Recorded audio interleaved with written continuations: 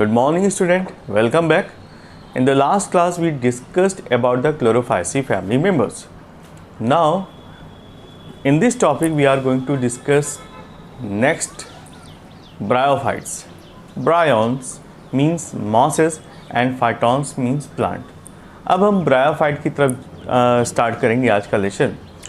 Bryophyte अब ये plant से काफ़ी कुछ मैच करते हैं और ये एक एवोल्यूशन का ट्रेंड है कि किस तरह से एल्गा से ब्रायोफाइटा, ब्रायोफाइटा से टेडोफाइटा और टेडोफाइटा से जिम्नो फिर एंजियोस्पर्म डेवलप हुए. So write down the first heading bryophytes. तो इस टॉपिक में हम ब्रायोफाइटा के बारे में स्टडी करेंगे.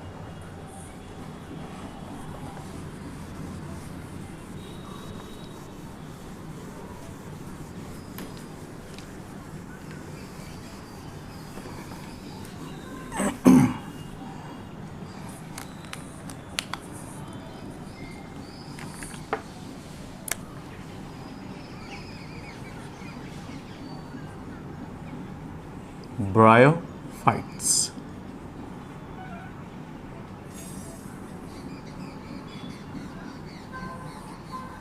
As I told you, bryon का मतलब होता है मास और फाइटॉन का मतलब होता है प्लांट. तो इसको हम इस तरह से भी लिख सकते हैं.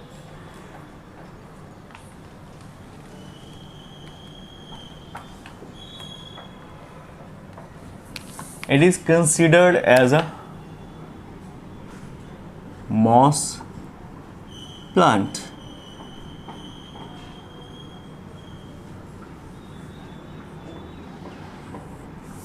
Right? Now look at the common characteristic features of Bryophyta members. ये पहले ऐसे प्लांट्स थे या प्लांट लाइक स्ट्रक्चर थे जिन्होंने लैंड पर सर्वाइवल स्टार्ट किया. तो these are the first land inhabiting or terrestrial plants. Bryophyta are non-vascular, autotrophic and seedless. इनमें सीड नहीं पाई जाती थी, इनमें वैस्कुलर सिस्टम डेवलप नहीं हुए थे और इसमें कोई भी फ्लावरिंग पार्ट नहीं पाया जाता था. Because they are the first, you can see it is a primitive kind of plant. तो ये प्रिमिटिव काइंड के थे और इनका जो लाइफ स्टाइल थी या जो इनका हैबिटेट है वो वाटर और टेरेस्ट्रियल कंडीशन दोनों मिक्स करके था. इसीलिए हम इनको amphibian of the plant kingdom भी कहते हैं. तो फर्स्ट पॉइंट लिख लीजिए.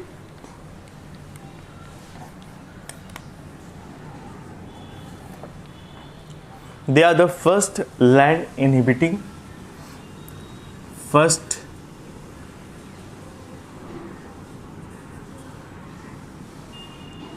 लैंड प्लांट्स या एंशिएंट प्लांट कह सकते हैं क्योंकि इन्होंने ही स्टार्ट किया. एंशिएंट और प्रिमिटिव.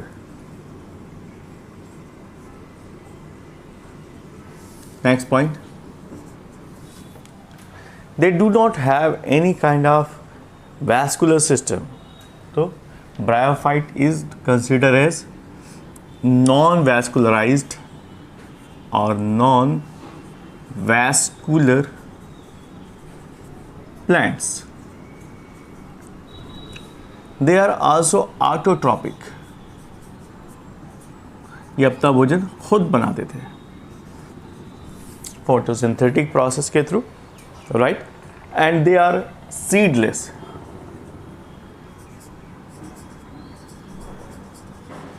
इनमें सीड नहीं पाया जाता. एंड फिर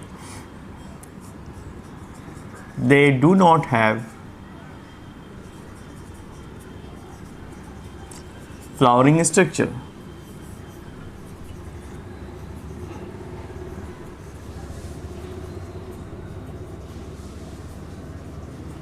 और यहाँ पर कोई भी फ्लावरिंग स्ट्रक्चर भी मौजूद नहीं होता. राइट? और बिकॉज ऑफ देयर हैबिट ये दोनों ही कंडीशन में रहते हैं जहाँ पर वाटर होता है या काफ़ी ज़्यादा नमी पाई जाती है और इसीलिए इनको amphibian of the plant kingdom भी कहते हैं. It is considered as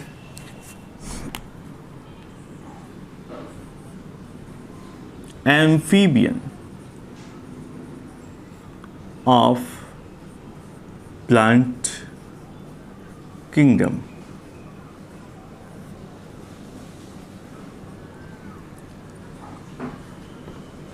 Right? Next point, term bryophyta सबसे पहले कॉइन किया था मिस्टर रॉबर्ट ब्राउन ने, और उन्होंने एल्गा, फंजाई, लाइकेन और मॉसेस को इसके साथ ऐड कर दिया था। तो जब इन्होंने सर्च किया था ब्रायोफाइटा को, और उस ड्यूरेशन में वो ज़्यादा डिफ्रेंशिएट नहीं कर पाए और सबको एक साथ कंसीडर कर दिया। बट आपको इतना याद रखना है कि the name was coined by Robert brown. यहाँ पर लिख देता हूँ Robert brown.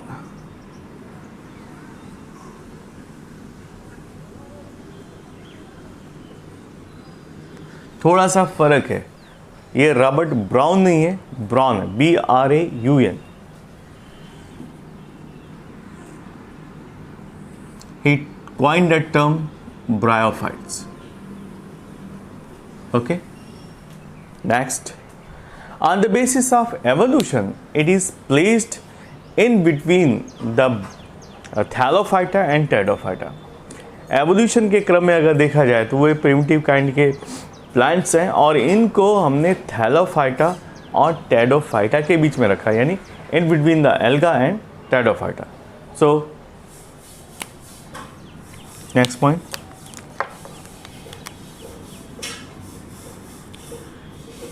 it is placed between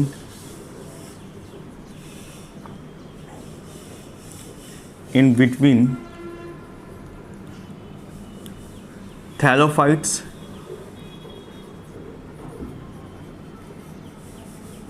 and pteridophyta.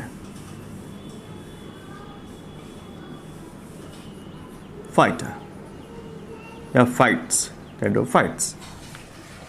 तो थैलोफाइटा और टेडोफाइटा के बीच में इनको रखा गया है, प्लेस किया गया है। Next point,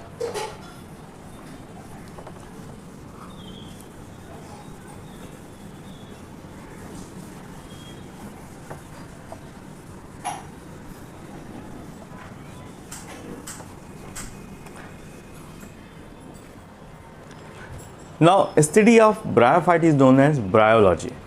Hedwig is known as the father of bryology. Bryology यानी द स्टडी ऑफ ब्रायोफाइट्स। जो भी हम स्टडी करते हैं ब्रायोफाइटा के मेंबर्स की, उस ब्रांच का नाम है ब्रायोलॉजी। तो आप लिख लीजिए, the study of bryophyta is known as bryology. तो जितने भी मेंबर्स हैं आप ब्रायोलॉजी के अंदर मिल जाएंगे। हर्डविग साइंटिस्ट का नाम है। दो साइंटिस्ट हैं, एक इंडियन है और एक इंटरनेशनल है।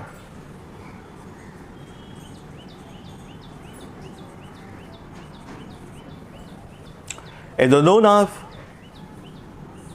father of bryology.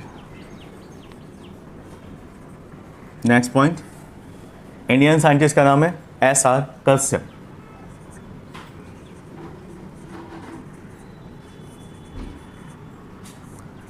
SR Kashyap को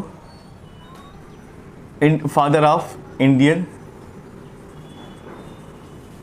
ब्रायोलॉजी कहते हैं, फादर ऑफ इंडियन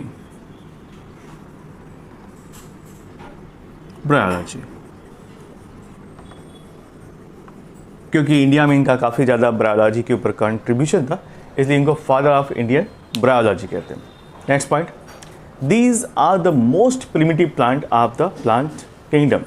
जो हमारा प्लांट किंगडम है इसमें पाए जाने वाले मोस्ट प्रिमिटिव प्लांट्स में ये कंसिडर किए जाते हैं, और ये हिस्से ये माना जाता है कि टेरेस्ट्रियल जो प्लांट्स हैं डेवलप होते रहे। तो kingdom embryophyta is considered as most primitive plant.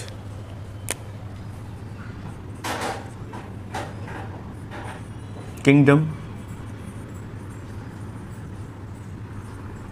Embryophyta. Embryophyta is considered as most primitive plants. Most primitive plants. बच्चों, अगर हम प्लांट क्लासिफिकेशन या एनिमल क्लासिफिकेशन पढ़ते हैं तो इनडायरेक्टली हम एवोल्यूशन को भी पढ़ते हैं. तो नेवर फॉरगेट कि एवोल्यूशन का 70% हिस्सा ये प्लांट किंगडम और एनिमल किंगडम कंसीडर करते हैं.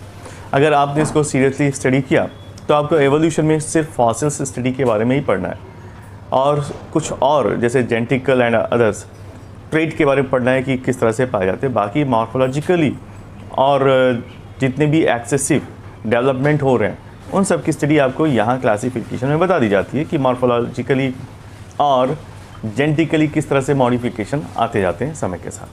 तो this is all about the introduction of bryophytes. Now look at the general characteristic features of bryophytes member. Okay, heading डाल दीजिए जनरल कैरेक्टरिस्टिक फीचर्स.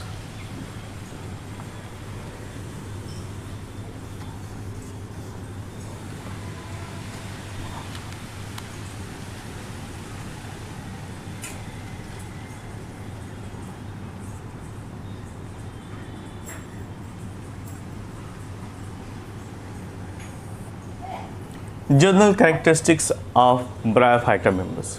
ये कैसे पाए जाते हैं, कहाँ पर पाए जाते हैं, इनकी हैबिटेट्स क्या है, like that. So these are found in the moist, sandy places and cool places.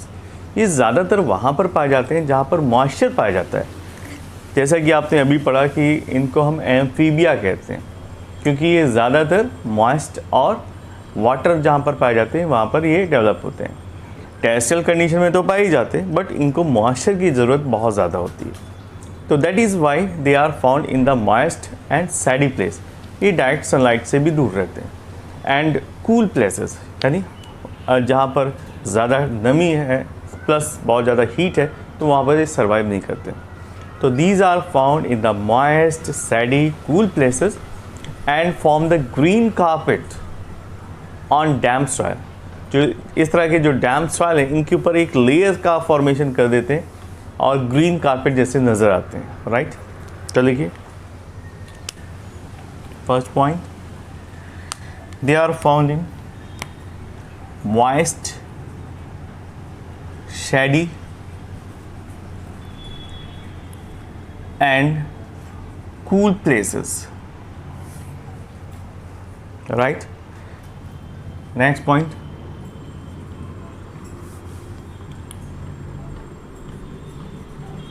They create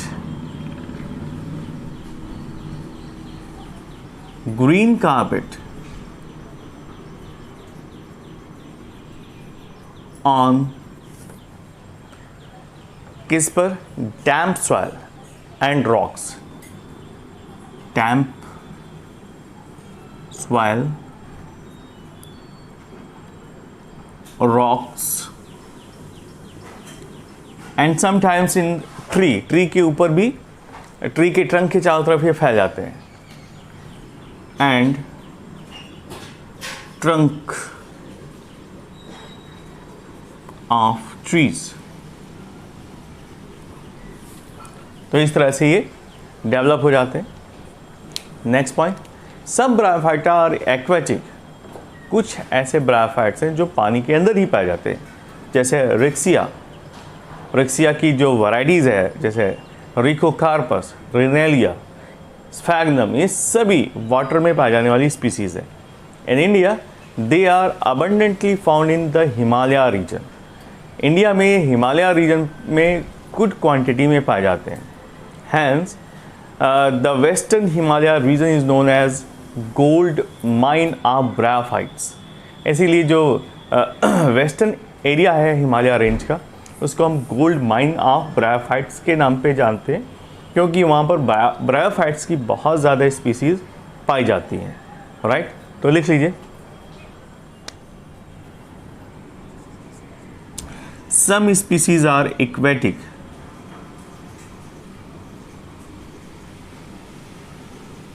aquatic, it means ये वाटर में पाए जाते हैं। उसके एग्जाम्पल लिख लेते हैं। रेक्सिया,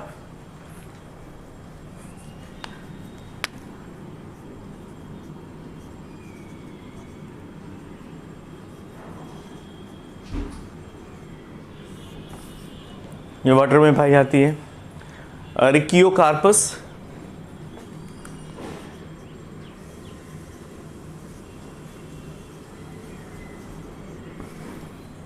रिकियोकार्पस नेटेंस,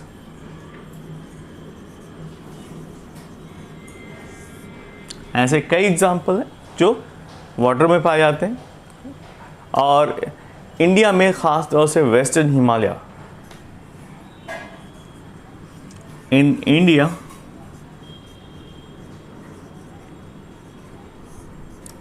western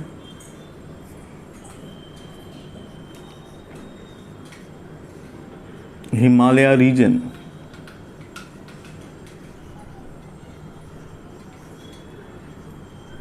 is known as gold mine of bryophytes, ठीक है। यहाँ पर ब्रायोफाइट्स गुड अमाउंट में पाए जाते हैं, right. Next point, the main plant body is haploid. इसकी जो मेन बॉडी है वो हैप्लॉइड होती है, यानी क्रोमोसोम नंबर हमेशा n पाए जाते हैं, इंडिपेंडेंट, ठीक है।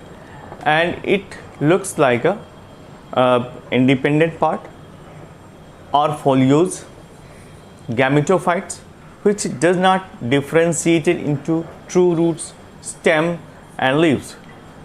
जो इसका folios gametophyte स्टेज है उसमें हम कोई डिफ्रेंशिएशन नहीं कर सकते, कोई सा भी पार्ट हम मतलब you can not recognise by the seeing कि ट्रू रूट्स किधर है, स्टेम किधर है, लीव्स किधर है, राइट। तो बट द फोलियोज पार्ट जो लीफ लाइक स्ट्रक्चर दिखाई देता है, बियर्स रूट, यहाँ पर रूट लाइक स्ट्रक्चर पाए जाते हैं, just like non vascular rhizoids, leaf like phylloid पाया जाता है एंड स्टेम लाइक कॉलॉइड पाया जाता है। तो it is just like that, वो ऐसे पाए जाते हैं बट एक्चुअली होते नहीं है और इनको डिफ्रेंशिएट करना टिपिकल होता है। इसका सबसे अच्छा एग्जाम्पल है फ्यूनेरिया और स्फैग्नम। तो इसका डायग्राम भी बनाते हैं और उसको डिटेल से समझते हैं।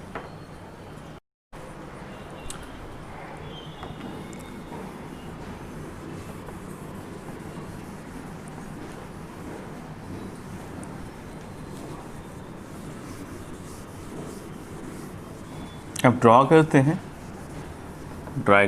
डायग्राम जो काफ़ी पॉपुलर है और काफ़ी पूछा भी जा चुका है। फ्यूनेरिया, उसके बाद स्फैग्नम, ये दो ही स्पीसीज़ है जो ब्रायोफाइटा में हमारे सिलेबस में अक्सर पूछी जाती है। मार्केंसिया, फ्यूनेरिया, स्फैग्नम, राइट। ये कुछ लीफ लाइक, फोलियस लाइक स्ट्रक्चर होते हैं कुछ इस तरीके से।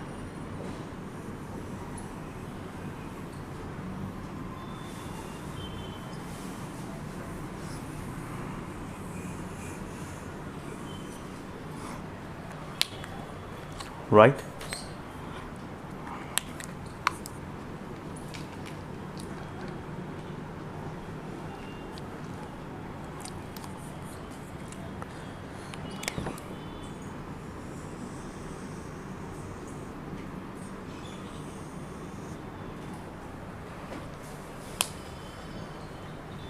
यहाँ पर डिप्रेशन पाया जाता है स्लाइटली,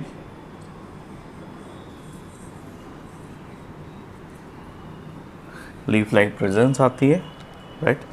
और नीचे की तरफ रूट लाइक राइजॉइड्स पाए जाते हैं ढेर सारे।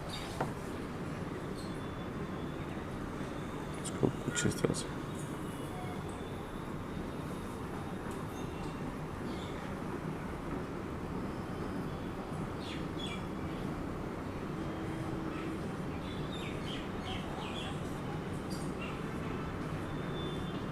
जस्ट लाइक दैट, काफ़ी ज़्यादा घने होते हैं और ये सबस्ट्रेट के साथ अटैच पाए जाते हैं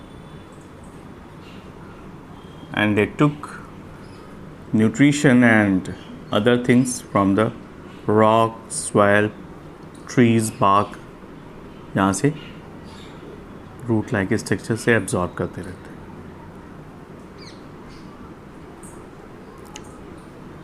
right.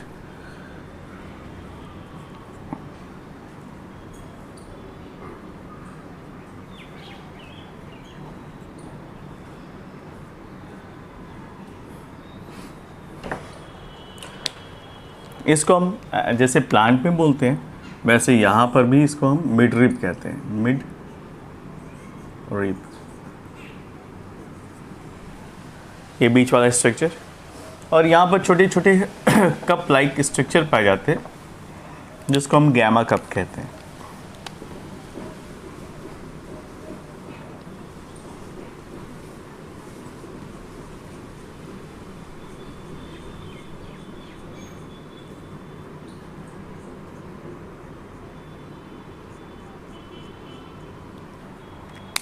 Gamma cup,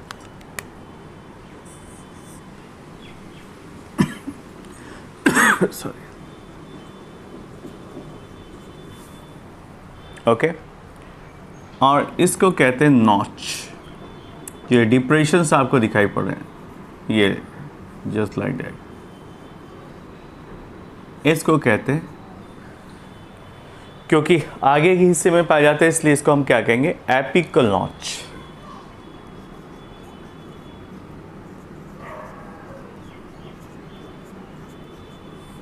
gamma cup तो हो ही गया, राइट। इसको राइजॉइड ही कहते हैं।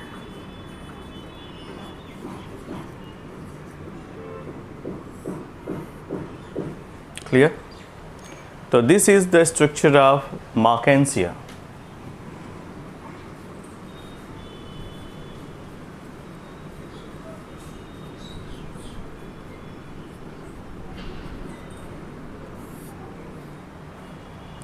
ये मार्केंसिया का स्ट्रक्चर है जिसमें आप देख सकते हैं राइजॉइड रूट लाइक स्ट्रक्चर में पाया जाता है।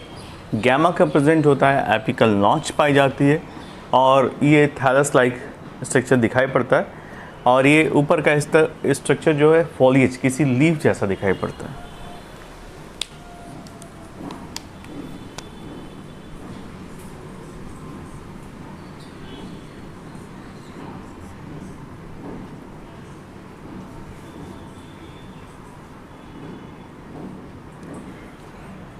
नेक्स्ट डायग्राम बनाते हैं फ्यूनेरिया का।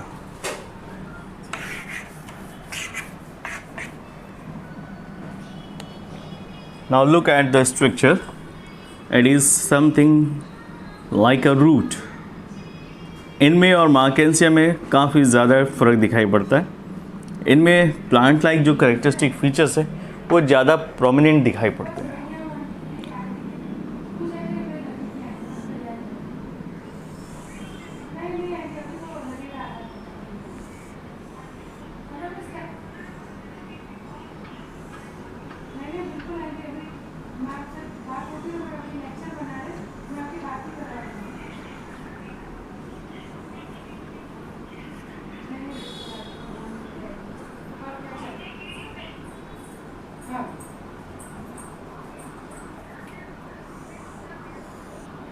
Okay, it is something like that, leaf like structure.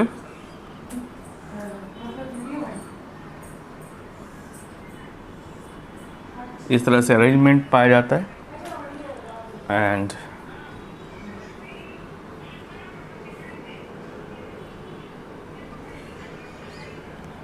और इन्हीं के बीच में से निकलता है next structure.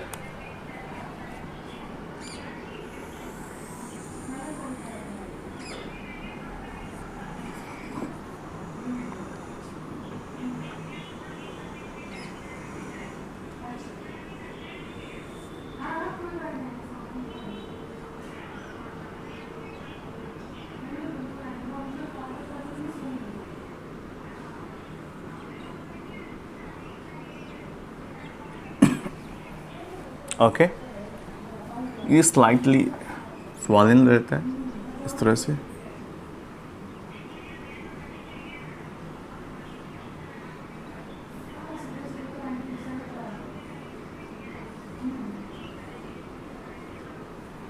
Okay, this is the appearance and it is a root like structure जो पाए जाते हैं.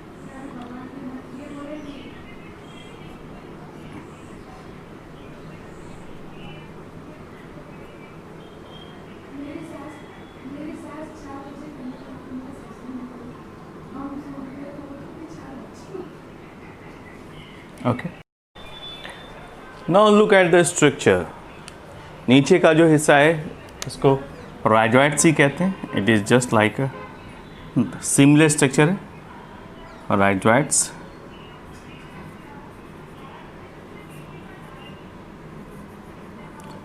इसके ऊपर का हिस्सा जिसको हम क्या कहते हैं, मेन एक्सिस, ये हिस्सा कहलाता है main axis. Main axis. Then after leaf like structure जो कि एक्चुअली लीफ ही कहलाती है.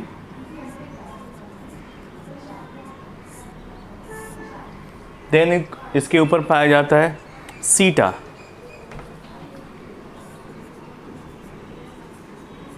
और ये टॉप में पाया जाता है capsule. Right. So in this portion you can see the whole plant can be divided into 3 part: fruit, seta और capsule. नीचे का हिस्सा जो कि लीफ लाइक स्ट्रक्चर तक पाया जाता है, ये हिस्सा कहलाता है गैमेटोफाइट. यहाँ पर इस तरह.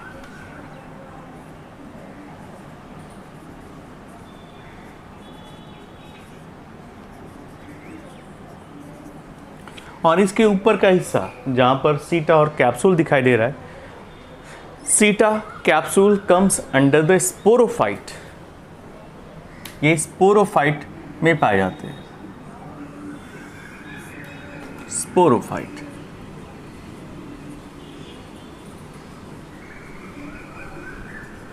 यहाँ से आपको आइडिया लग जाएगा कि 2 स्टेजेस पाई जाती हैं, गैमेटोफाइट और sporophyte. In the case of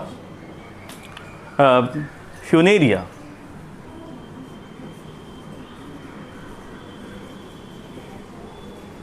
you can see the sporophyte depends on the gametophyte. ये डायग्राम से ही क्लियर है कि जो सीटा और कैप्सूल है, स्पोरोफिटिक पार्ट है, वो गैमेटोफिटिक पार्ट पर डिपेंडेंट है. और गैमेटोफिटिक पार्ट न्यूट्रिशन प्रोवाइड करता है because it can synthesise their own food. यहाँ पर लीफ लाइक स्ट्रक्चर पाए जाते हैं, लीफ पाए जाते हैं जो फोटोसिंथेसिस को परफॉर्म कर सकते हैं.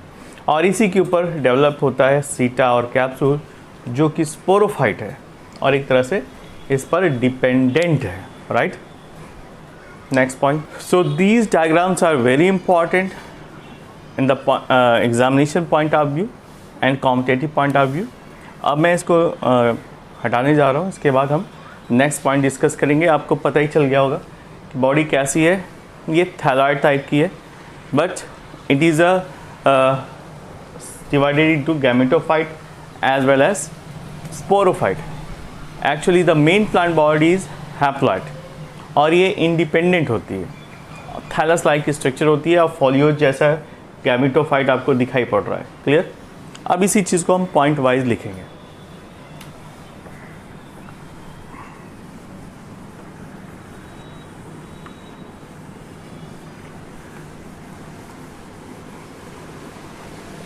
तो फर्स्ट पॉइंट डाल दीजिए. नेक्स्ट पॉइंट में थर्ड पॉइंट है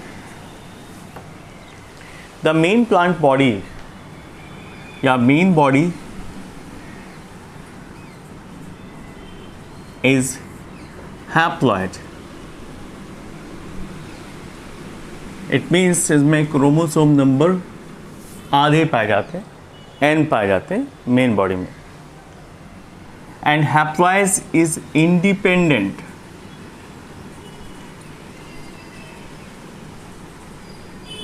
And they can synthesize their own food. और ये कैसे दिखाई पड़ते हैं? फोलियोज फॉर्म में. Folios gametophyte.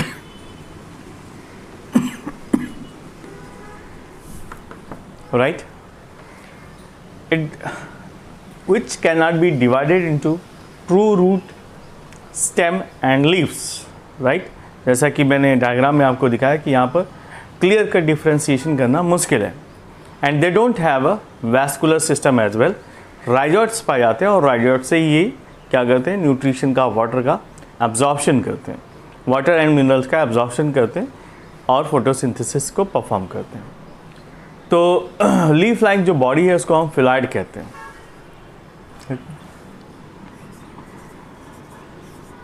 Leaf like body is known as phylloid. Phylloid का मतलब होता है लीफ लाइक, राइट?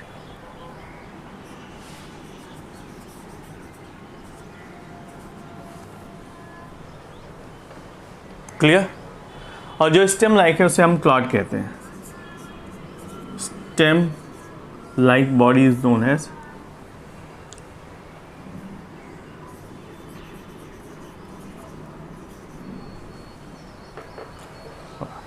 और इसके एग्जाम्पल जो मैंने अभी डायग्राम बनाया, मार्केंसिया एंड फ्यूनेरिया.